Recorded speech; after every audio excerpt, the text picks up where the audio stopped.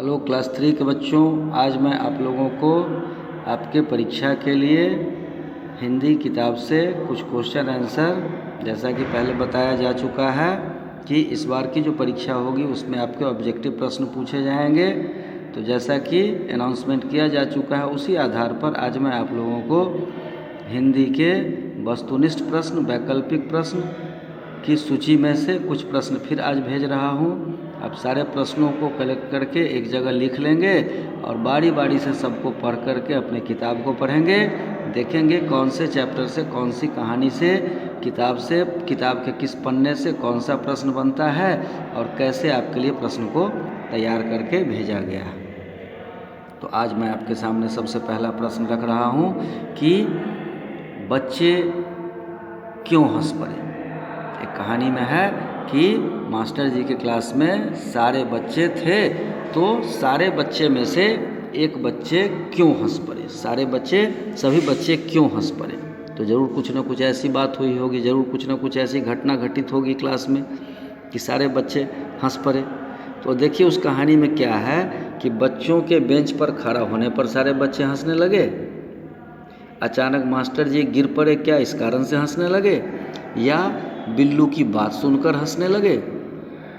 अब देखिए उस कहानी में एक बार ऐसे समय में बिल्लू से भी मास्टर साहब ने कुछ प्रश्न किए थे, सारे बच्चों को डांट लगाई थी, गलती होने पर सज़ा भी मिली थी। जब बिल्लू गलत प्रश्न उत्तर लिख कर लाया था तो मास्टर जी ने कहा था कि अब बिल्लू को भी डांट लगेगी, तो बच्चे सारे खुश हुए थे। लेकिन बिल्लू ने जवाब दिया कि मास्टर साहब, जिसने गलती की सज़ा तो उसको मिलेगी, तो यह जो प्रश्न है वह मैंने नहीं लिखा है, इसे लिखा किसने है, तो मेरे घर के लोगों ने लिखा है, माँ ने लिखा, बहन ने लिखा।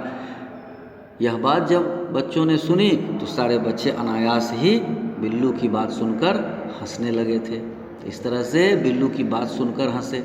मास्टर जी ने कहा जिसने गलती किया उसको सज़ा मिलेगी। बिल्लू ने कहा मैंने तो गलती किया ही नहीं, क्योंकि प्रश्न का उत्तर मैंने नहीं लिखा, मेरे घर पे मेरे भैया ने लिखा, मेरी दीदी ने लिखा, मेरी माँ ने लिखा।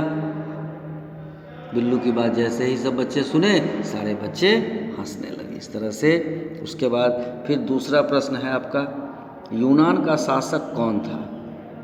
यूनान का शासक, चंद्रगुप्त मौर्य वाली कहानी पढ़िए, उसमें यूनान का शासक कौन था। तो यूनान का शासक उस समय कौन था, धनानंद था? नहीं, धनानंद तो हमारे देश का राजा था। पोरस था, पोरस तो था हमारे ही देश का राजा था, पंजाब के तरफ का राजा था।